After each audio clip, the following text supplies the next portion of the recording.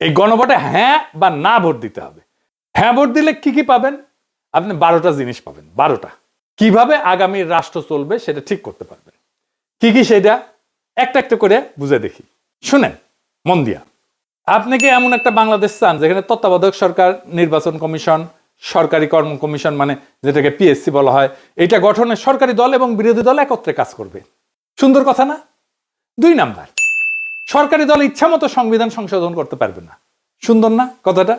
3 number, সংবিধানের গুরুত্বপূর্ণ পরিবর্তনের ক্ষেত্রে গণভোটের বিধান চালু হবে। সুন্দর না? আমরা সবাই মিলে ভোট দিয়ে ঠিক করব।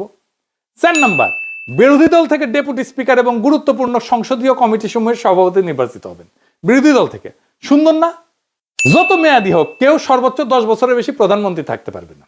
সংসদের নারীর প্রতিনিধিত্ব পর্যায়ক্রমে বাড়বে।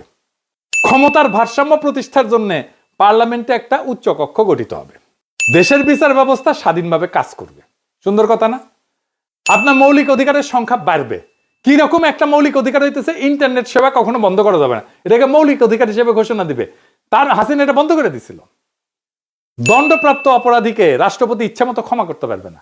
ফাঁসি দিলেও তো ক্ষমা করে দেয়, জেল দিলেও ক্ষমা করে দেয়। রাষ্ট্রপতি এবং প্রধানমন্ত্রী ক্ষমতার মধ্যে ভারসাম্য থাকবে। রাষ্ট্রভাষা বাংলার মর্যাদার পাশাপাশি অন্যান্য জাতিগোষ্ঠীর ভাষাও সাংবিধানিকভাবে স্বীকৃত হবে।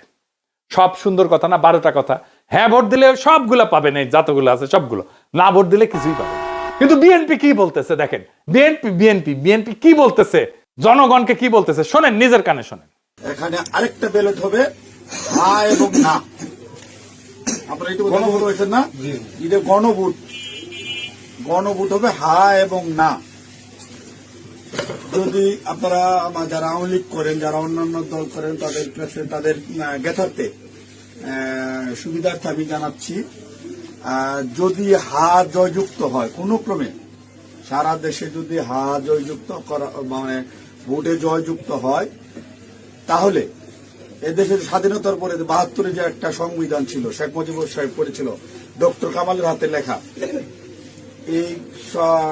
এই সংবিধান টোটাল ডাউমিট করে দেবো, মানে মুছে ফেলবো।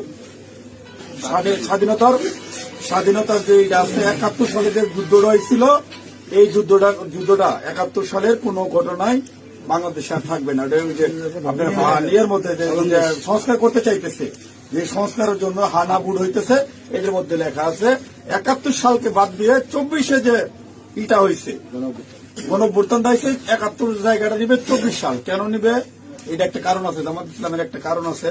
জামাত ইসলাম 71 সালে দেশের স্বাধীনতা চায় না, এদেশে বাংলাদেশের স্বাধীন হোক, বাংলাদেশ স্বাধীন হোক, জামাত ইসলাম কিন্তু এটা চাই নাই। যারা আওয়ামী লীগ করেন তারা একটু খেয়াল করে শোনেন। যদি হা জয়যুক্ত হয় তাহলে আওয়ামী লীগ কিন্তু এখন মানে কি জানি প্রজ্ঞাপনের মাধ্যমে আপনার স্থগিত হয়েছে, আওয়ামী লীগ নির্বাচনে অংশগ্রহণ করতে পারবে না। যদি হা জয়যুক্ত হয় তাহলে আওয়ামী লীগ একবারে আর কোনো মিটিং টিটিং হবে না, মিটিং টিটিং সংসদে কোথাও উঠবে না। ওই হার মধ্যে এই লেখা আছে আওয়ামী লীগ নিষিদ্ধ।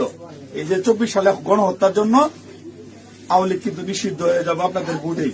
যদি হাতে ভোট দেন, হাতে ভোট দিলে আপনার 16 ডিসেম্বর থাকবে না, 26 মার্চ থাকবে না। আপনার 71 সালে যে যুদ্ধ করতে মা বোনেরা ইজ্জত দিচ্ছে, 30 লক্ষ মা বোনের ইজ্জত দিচ্ছে, এটা থাকবে না। অর্থাৎ আপনারা যারা আওয়ামী লীগ করেন দয়া করে আপনারা না ভোটের জন্য হলো আওয়ামী লীগের তো আমরা আসলে বিএনপির হইতেছে উদারপন্থী রাজনৈতিক দল। আমরা বিএনপি চাচ্ছি সকল দল মিলে একটা দেশে নির্বাচন হোক, সকল এবার না হোক, সামনে যেন সকল দল একটা নির্বাচন অংশগ্রহণ, 5 বছর পরে যেন সকল দল নির্বাচনে অংশগ্রহণ করতে পারে। আপনারা আপনাদের যারা আওয়ামী লীগ করেন আপনাদের দল রক্ষা করার জন্য আপনাদের কেন্দ্রে যাইতে হবে, ঠিক আছে? আপনাদের কেন্দ্রে যাইতে হবে, আপনাদের দল রক্ষা করার জন্য, না ভোট দেওয়ার জন্য, হইলে সার্বভৌমত্ব দেশ রক্ষা করার জন্য 71-কে ফিরিয়ে, মানে 71 যেভাবে আছে স্বাধীনতা যুদ্ধের ইতিহাস আছে, এই ইতিহাসটা রক্ষার জন্য হইলেও যারা না ভোট দিবেন, যারা আওয়ামী লীগ করেন, আপনাদের কেন্দ্রে অবশ্যই যেতে হবে।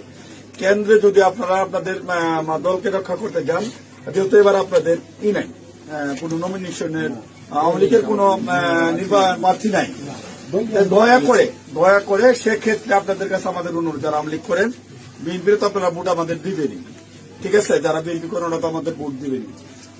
না ভোট দেওয়ার জন্য যারা কেন্দ্রে যাবেন আপনাদেরকে যেতেই হবে, আপনাদের অস্তিত্ব রক্ষার জন্য, আওয়ামী লীগ রক্ষার জন্য হলেও আপনাদের কেন্দ্রে যেতে হবে।